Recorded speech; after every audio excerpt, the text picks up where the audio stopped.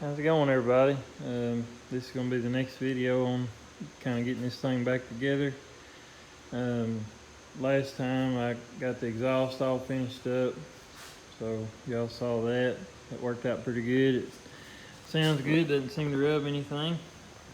So this time it's going to be kind of a modification more than a maintenance item. And I've always read that on a 12 valve you should have a 3/8 supply and a 5/16 return from the factory. This truck has 5/16 on both. 5/16 is not quite as big as 3/8, and that could be a decent difference in fuel volume. This truck's always had a little bit of a high RPM sputter after I put the governor spring kit in it, and I don't have a fuel pressure gauge to verify anything, but I know if I change my fuel filter it gets better, and then you can tell as the fuel filter gets a little bit dirty it worsens. But this is the fuel setup. Basically I've got 5/16 rubber line down to a Carter 4601 HP pump. I think they're supposed to be about 100 gallon per hour. It's nothing serious, it's just a little $100 pump. I've had good luck out of them though. I put that on trying to solve my high RPM sputter many years ago. And actually I had to replace it back at the start of winter when I started driving this truck some again. It just quit pumping for whatever reason. I think the motor still runs, but it wasn't pumping fuel. So I've got that feeding the mechanical lift pump on the block. And I really don't want to get rid of the mechanical pump because they're super reliable on these trucks, and if there's a way I can get enough fuel to it without getting rid of that, then that'll be fine. The 160 and 175 pumps seem more prone to kind of running out of fuel at higher RPM, and personally I think it's something to do with the cam and the pump. It has a shorter fill time on the plungers than a 180 or a 215, and I think it just needs more more volume and pressure maybe to actually get the fuel in the plungers as it's filling. At higher RPM, you're losing even more fill time. That's just my hunch, but putting that little Carter pump on here helped it a fair amount, and then like I said, you can tell the difference every time I change the fuel filter. But so anyway, I say all that to tell you that I've bought the Vulcan DS1 draw straw, and I like this because you don't have to drill any holes in the tank. Your 1/2 inch supply line fitting will thread in here. It comes with it. It comes with the factory 5/16 return fitting. It's a quick connect, so this quick connect will just pop off and pop on here.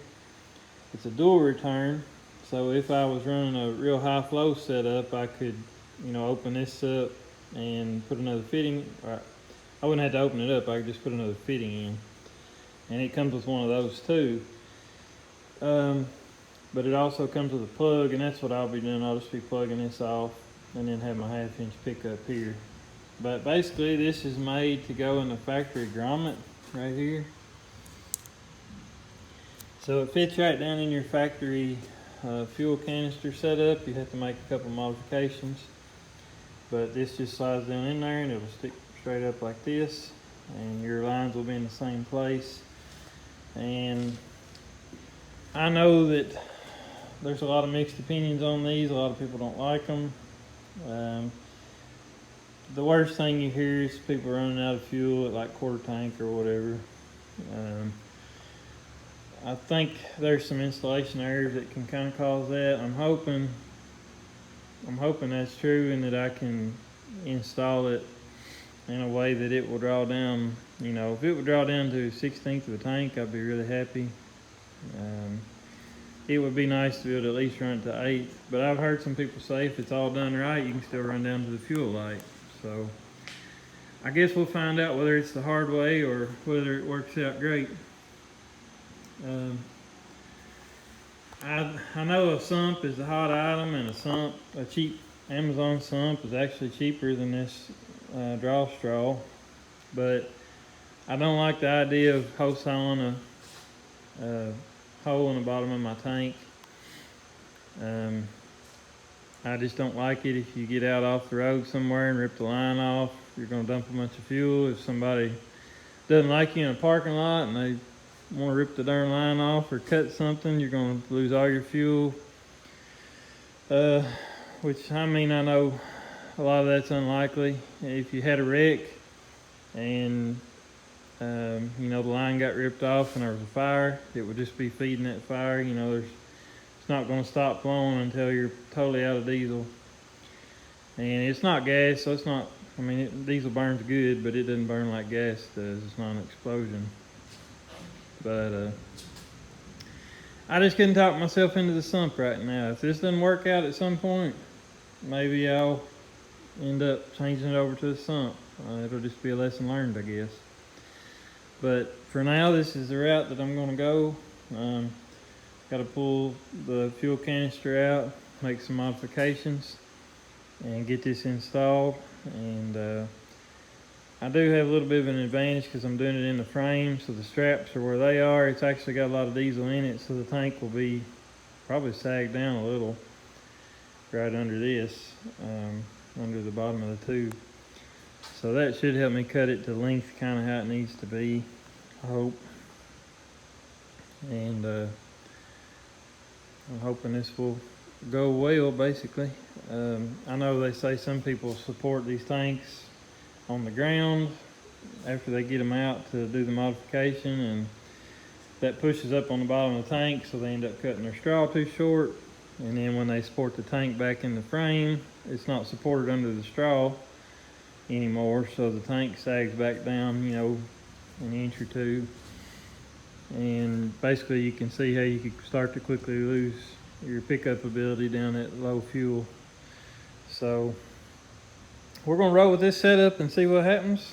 I'll try to get it installed and update as I go along.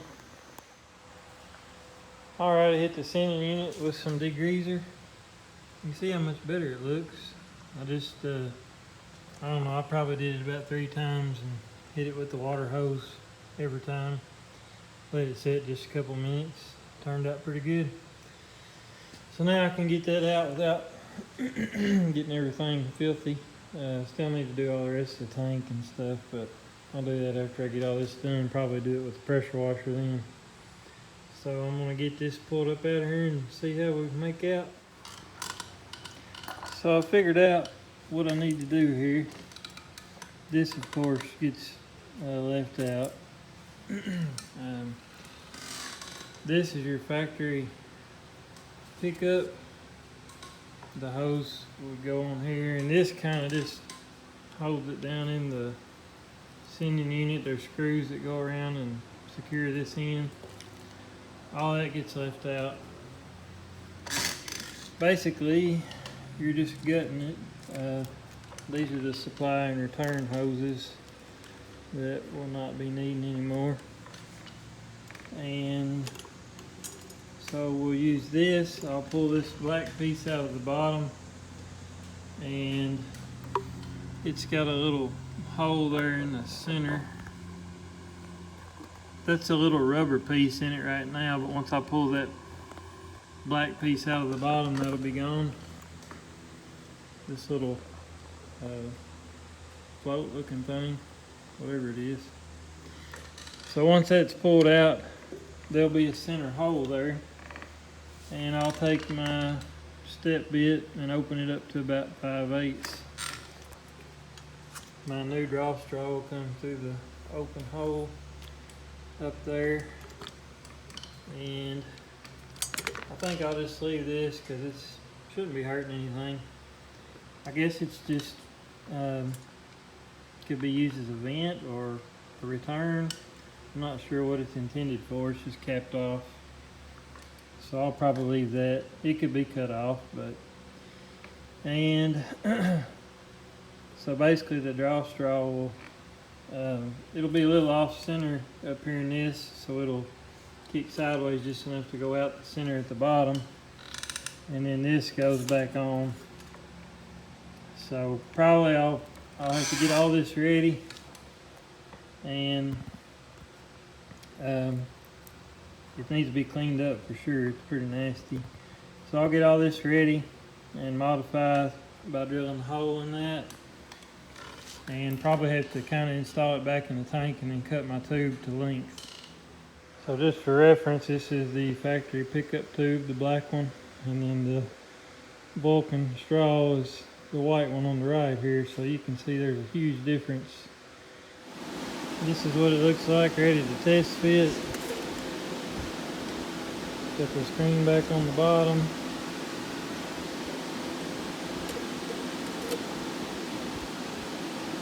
I bent this tube just a little because it's going to be off center in here, but it feeds right straight on down. Can't see it. There's the hole. You can kind of see it. It's just dark. But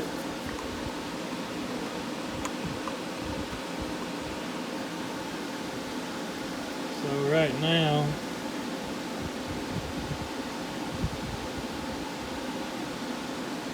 I think about right here is what it's like right now. So I'll have to cut a little off of it.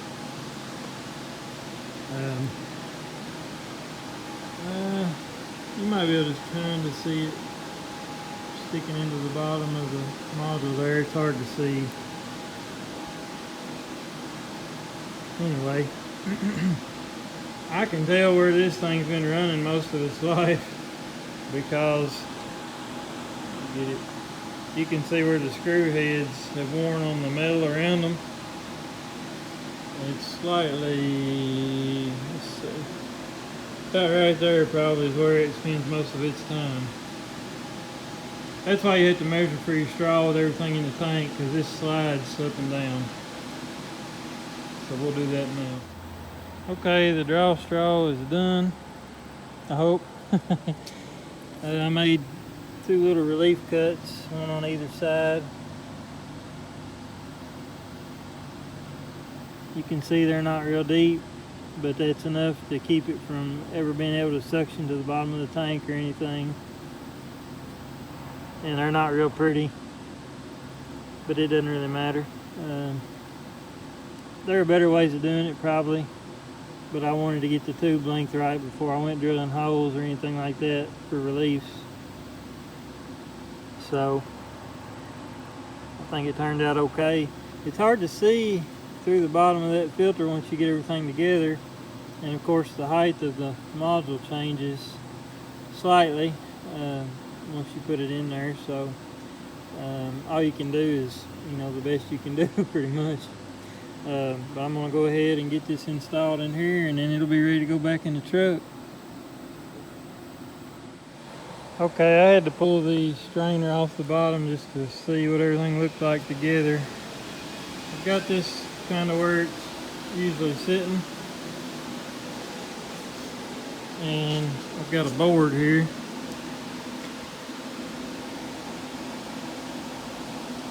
You can see there's no more than 1/4 of an inch there, and it actually may sit a little lower than that sometimes. So here's the finished product.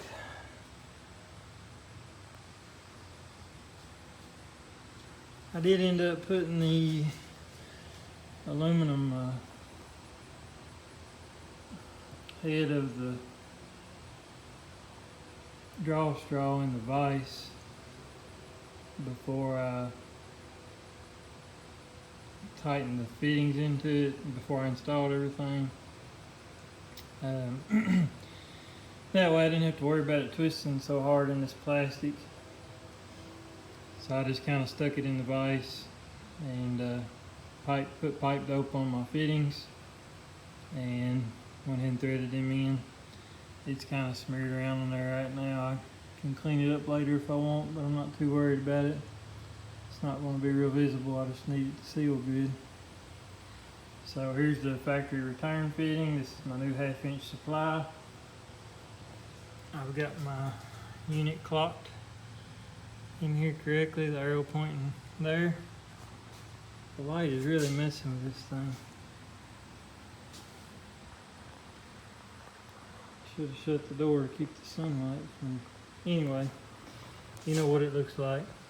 So I'll reconnect my return line. I'll run my new supply line, plug my vent and my electrical connector back in, and we should be good to go. We should have a whole lot more fuel volume capability, at least, out of the tank. So here's the finished install on the draw straw. The building lights really mess with the glare on the aluminum, but factory return. I don't really like this clamp all that good, but it's what I had. I may trim it off, that way it doesn't poke a hole in that or something later.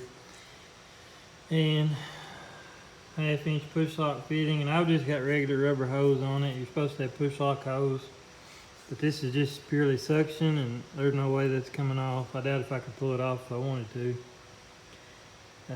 But it looks good. I might have to, zip tie things a little bit there, but no big deal. I found out that this pump is a P4070 instead of a P4601 HP, which is what it was supposed to be when I bought it. I realized it's silver instead of black when I bought it, and I also realized that it had different inlet and outlet fitting sizes. And anyway, I just thought they had updated the P4601 because it's been about 10 years since I bought my last one, probably. But actually, it turns out that they sent me a P4070. So it's supposed to be the same volume, but it's less pressure. So, and it's also got smaller inlet and outlet fittings, which is the worst thing probably, because I was hoping to get, full 1/2 inch.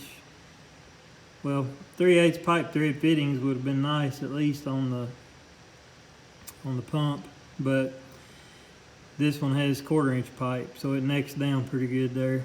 But for now, what I have to do until I decide if I want to buy another pump or what. So tonight before supper, I'm going to try to bend up some new brake lines for the rear axle, the hard lines, and then I've also got a new rubber line, BHA 38636, and it is the rubber line that goes from the frame down to the axle. The diff vent bolt goes through it, and that's your little splitter that goes to either side. The long line here is a 60 inch, and the shorter line is a 30. This one may be a little long, we'll find out, but that was the length that they had that was closest to what I needed without being too short, or at least best I could figure. So I'm gonna try to bend this long one first. I've got the old ones out, and I'm gonna try to match up this long one best I can, see if I can get it sit in there. I did the hard part first. I went ahead and bent my lines. This short side line, the driver's side here, was a little bit long, so I had to kind of make a little hook in it there just to take up some room, which won't hurt anything. It's just not as pretty if you happen to get down here looking at it. The passenger side line, which is the longer one, actually, it looks pretty good. I kind of followed the factory routing. This is supposed to be in this little holder right here, so I may take it loose and put it in there. And then I'll probably zip tie it to the axle tube in a couple spots, but it's in the holder there. It goes around the U-bolts, and it's in the other holder here. So it turned out pretty good. It doesn't look too bad. So I went ahead and did that. I've just got everything loose, so I'll unscrew them out of the little T-block and replace this rubber line from here to there, and then I can bleed everything. Got everything routed and got a few zip ties on. just to keep it from vibrating. Got it in the factory bracket here. And a new rubber line. So we can move on to the next thing. I got them bled too, so should be good on brakes, rear brake lines for a while, because it's new all the way from the master cylinder to the wheel cylinders. So I've never painted a drive shaft before.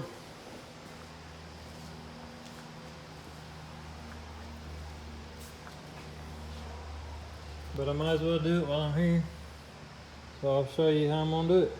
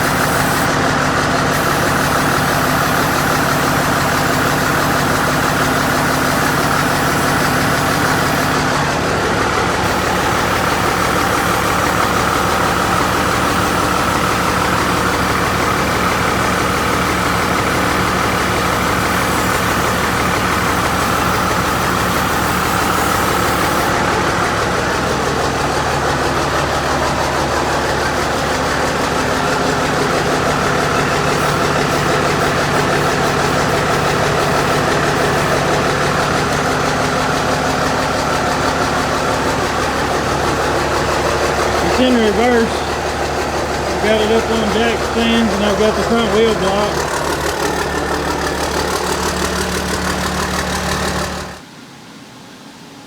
Well, it looks a lot better than it did. Got kind of a few little stripes in it, but that's okay.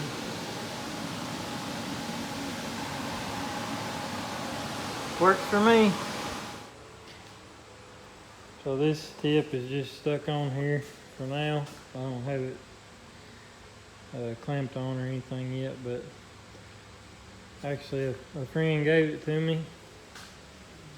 I've always kind of liked turn down, so I think I like the looks of it pretty good right now, so I think I'll see how it looks with the bed on, but I think I may give it a try. It looks pretty good.